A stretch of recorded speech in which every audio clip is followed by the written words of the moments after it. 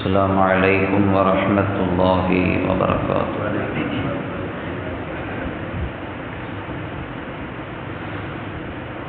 وعن أنس بن مالك رضي الله تعالى عنه قال أنس بن مالك رضي الله تعالى عنه அறிவிக்கிறார்கள், كنا نصلي مع النبي صلى الله عليه وسلم في شدة الحر. கடுமையான உஷ்ணமான நாளில் பெருமானார் ஸல்லல்லாஹு அலைஹி வஸல்லம் அவர்களோடு நாங்கள் தொழுவோம். ஃபைல்லம் யஸ்ததி அஹதுனா அய்யும்கின வஜ்ஹஹு மினல் அர்த். கடுமையாக வெயில் அடிக்கக்கூடிய அந்த உஷ்ணமான நேரத்தில், தொழக்கூடிய அந்த நேரத்தில் தன்னுடைய நெற்றியை பூமியில் வைப்பதற்கு எங்களில் ஒருவருக்கு முடியவில்லை என்றால், அது சிரமமாக இருந்துச்சு அப்படின்னா, பசத்த சௌபஹு ஃபசஜத அலைஹி, அவர் சஜிதா செய்யும் பொழுது தன்னுடைய துணியை கீழே விரித்து அதன் மீது அவர் சஜிதா செய்வார் என்று அனஸ் இப்னு மாலிக் ரலியல்லாஹு தஆலா அன்ஹு அறிவிக்கிறாங்க. கடுமையாக வெயில் அடிக்கக்கூடிய நேரத்தில் தொழுகும் பொழுது அங்கே வெயில் அந்த தரையில் பட்டிருக்கும். கடுமையாக வெயில், மக்கா மதீனாவினுடைய வெயில் நமக்கு தெரியும். நம்ம நெத்தியை தரையில் வைக்க முடியாது, கடுமையாக உஷ்ணமாக இருக்கும். அப்படியே நெத்தியில் மண்டையில் ஏறும் சூடு. நம்ம அந்த சூடு ஏறக்கூடாது அப்படிங்கிறதுக்காக கீழே நாங்கள் ஒரு துணியை விரிச்சுக்குவோம் என்று அனஸ் இப்னு மாலிக் ரலியல்லாஹு தஆலா அன்ஹு சொல்கிறாங்க. கீழே துணியை விரித்தார்கள் என்று சொன்னால் அது கடுமையாக உஷ்ணமாக இருக்கும், அது கஷ்டமாக இருக்கும், சிரமமாக இருக்கும் என்பது மட்டுமல்ல காரணம். இப்னு ஹஜர் ரஹ்மத்துல்லாஹி அலைஹி இந்த ஹதீஸுக்கு விளக்கம் சொல்லும் பொழுது, ஏன் அவங்க துணியை விரித்தாங்க அப்படின்னா, அந்த வெயிலை தாங்க முடியாது அப்படிங்கிற காரணம் அல்ல. அப்படி படும் பொழுது அந்த வெயில் நெத்தியில் பட்ட உடனே அந்த சூடு லேசாக வந்த உடனே தொழுகையில் கவனம் மாறிடும். அந்த தொழுகையில் கவனம் மாறிடக்கூடாதுங்கிறதுக்காக அவங்க என்ன செய்வாங்களாம், துணியை விரிப்பாங்களாம் அப்படின்ட்டு இப்னு ஹஜர் ரஹ்மத்துல்லாஹி அலைஹி சொல்கிறாங்க. ஏன்னா சஹாபாக்களுக்கு வெயில் அப்படிங்கிறதுலாம் பெரிய விஷயம் இல்லை. கடுமையான வெயில் அடிக்கக்கூடிய நேரத்தில் நோன்பு வைக்கிறது தான் சஹாபாக்கள் பிரியப்பட்டாங்க. பத்ர் போர்க்களம் ரமலானுடைய மாதத்தில் தான் நடந்துச்சு. நோன்பு வைத்த நிலையில் தான் அவங்க போர் செஞ்சாங்க. ஒழுங்காக சாப்பிடவும் இல்லை. ஓரிரு பேரித்தம்பழங்கள், சில பேர் பாதி பேரித்தம்பழங்களை சாப்பிட்டுட்டு எதிரிகளை சந்தித்து போர் செஞ்சாங்க. அதனால் வெயில்லாம் அவங்களுக்கு பெரிய விஷயமே இல்லை. அதனால் துணியை விரித்ததுக்கு காரணம் வெயில் சூட்டை தாங்க முடியாமல் அல்ல, லேசாக வெயில் பட்டுடுச்சுன்னா தொழுகையில் கவனம் மாறிடுமா, அந்த கவனம் மாறிடக்கூடாதுங்கிறதுக்காக துணியை விரித்தாங்க அப்படின்னு சொல்கிறாங்க இந்த ஹதீஸ்க்கு விளக்கம் சொல்லக்கூடிய இப்னு ஹஜர் ரஹ்மத்துல்லாஹி அலைஹி. தொழுகையில் இருக்கக்கூடியவர்கள் கவனம் செதறாத வகையில் முழு கவனத்தையும் தொழுகையில் வைத்து தொழ வேண்டும். அதுதான் உண்மையான தொழுகையாக இருக்கும். அல்லாஹ் குர்ஆனில் சொல்கிறான், கத் அஃப்லஹல் முஃமினூன் அல்லதீனஹும் ஃபீ ஸலாத்திஹிம் காஷிஊன். மூமின்கள் நிச்சயமாக வெற்றி பெற்று விட்டார்கள் அப்படின்னு சொல்லிட்டு, மூமின்கள் நான் யாருன்னு சொல்லும் பொழுது அல்லதீனஹும் ஃபீ ஸலாத்திஹிம் காஷிஊன், அவர்கள் தங்கள் தொழுகையில் பயபக்தியோடு இருப்பார்கள் அப்படின்னு சொல்கிறான்.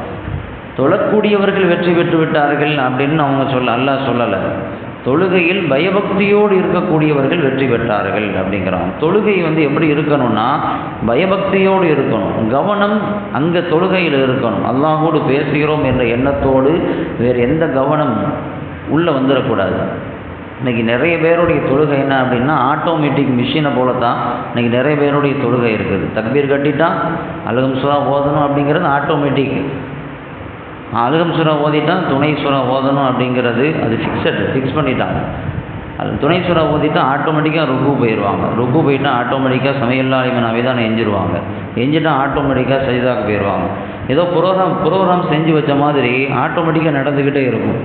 தனியாக தொழுதா இப்படி, ஜமாத்தை தொழுதா சொல்லவே தேவையில்லை.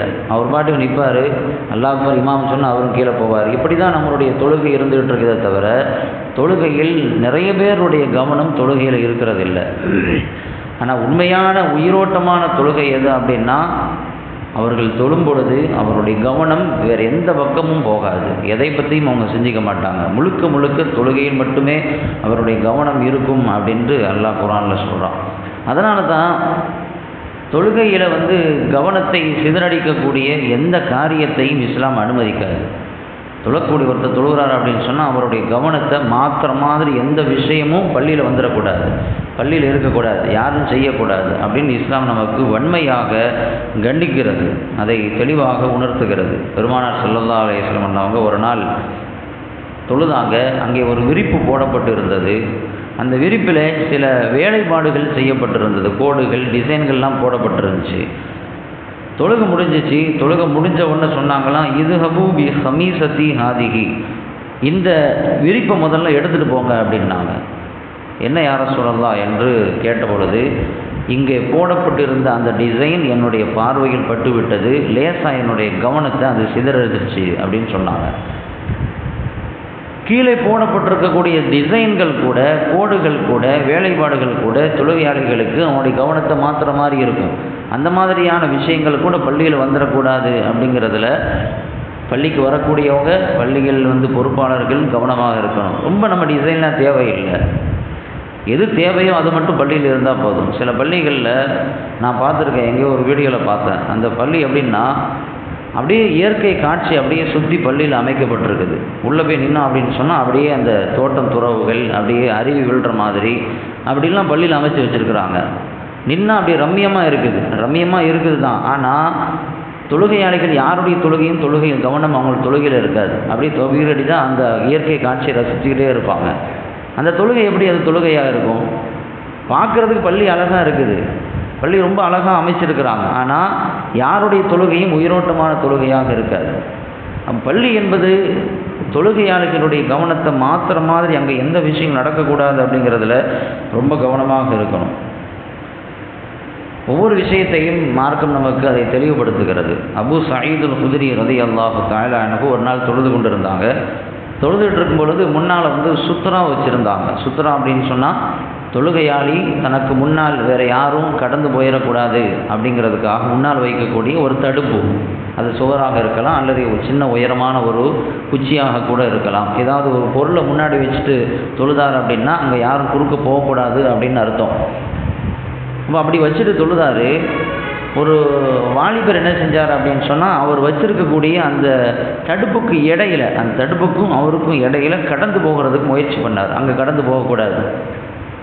ஒரு தொழுகிறார் அப்படின்னு சொன்னால் முன்னால் சுத்துறா அந்த தடுப்பு வைத்திருந்தால் அந்த தடுப்புக்கு பின்னால் போகலாம். கரெக்டாக எங்கே நிறுத்தி வைக்கிறாரோ அதுக்கு கொஞ்சம் தள்ளி அந்த தடுப்பை வச்சு தொழுகணும். அப்படி தடுப்பு வச்சுட்டா அதுக்கு பின்னால் கடந்து போகிறதுக்கு அனுமதி உண்டு. அது பள்ளியாக இருந்தாலும் சரி, பள்ளிக்கு வெளியே தொழுதாலும் சரி. தடுப்பு இல்லை அப்படின்னு சொன்னால், தடுப்பு இல்லாமல் டைரெக்டாக ஒருத்தர் தொழுகிறார் அப்படின்னா அங்கே மார்க்கம் என்ன சட்டம் சொல்லுதுன்னா, சின்ன பள்ளியாக இருந்தால் அதுக்கு முன்னால் கடந்து போகவே கூடாது. இப்போ இதே பாதி அளவுக்கு தான் நம்ம பள்ளி இருக்குது அப்படின்னா அது சின்ன பள்ளி. அது சின்ன பள்ளியில் ஒருத்தர் தொழுகிறார் அப்படின்னா அது முன்னால் கடந்து போகக்கூடாது. அங்கேருந்து அந்த சுவர் வரைக்கும் யாருமே முன்னாடி கடந்து போகக்கூடாது, சுற்றி தான் போகணும்.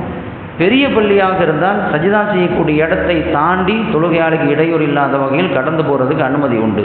இது மார்க்கத்தினுடைய சட்டம், அதை விளங்கிக்கணும். சுத்தரா வச்சுட்டு தொழுதார் அப்படின்னா அது எங்கே தொழுதாலும் அதுக்கு முன்னால் அது இடையில போகக்கூடாது, பின்னால் போனால் பிரச்சனை இல்லை. இப்போ சுத்தரா வச்சிருக்கிறாரு, அபூ சயீதுல் குத்ரி ரலியல்லாஹு தொழுதுட்டு இருக்கிறாங்க. இடையில ஒருத்தர் குறுக்க போகிறார். கரெக்டாக அவருக்கு தொழுகையாளிக்கு பக்கத்தில் கடந்து போகிறது தப்பு அப்படின்னு சொல்லி கையை வச்சு இப்படி தட்டினாங்க. அவர் தட்டினாங்க அப்படின்னா போகக்கூடாதுன்னு விளங்கணுமா இல்லையா? அவர் திருப்பியும் மறுபடியும் போகிறதுக்கு முயற்சி பண்ணார். இன்னும் வேகமாக தட்டின உடனே அவர் நெஞ்சில் அடித்து அவருக்கு கொஞ்சம் லேசாக வலி வந்துருச்சு. அவர் நேராக என்ன பண்ணார், ஆட்சியாளர் மர்வான்கிட்ட போயிட்டார். மர்வான்கிட்ட போய் இந்த மாதிரி அபூ சயீதுல் குத்ரி இந்த மாதிரி நின்றுட்டு இருந்தார், நான் இப்படி கிராஸ் பண்ண போகும்பொழுது வேகமாக அடித்தார், எனக்கு வலி வந்துருச்சு, நீங்கள் தான் என்னன்னு கேட்கணும் அப்படின்னு சொல்லி அவர் போய் நியாயம் கேட்க போனார். மர்வான் அபூ சயீதுல் குத்ரி ரலியல்லாஹு தஆலா அன்ஹு அவங்கள கூப்பிட விட்டாங்க. என்னவாச்சு, என்ன செஞ்சீங்க, என்ன நடந்துச்சு அப்படின்னு கேட்டாங்க.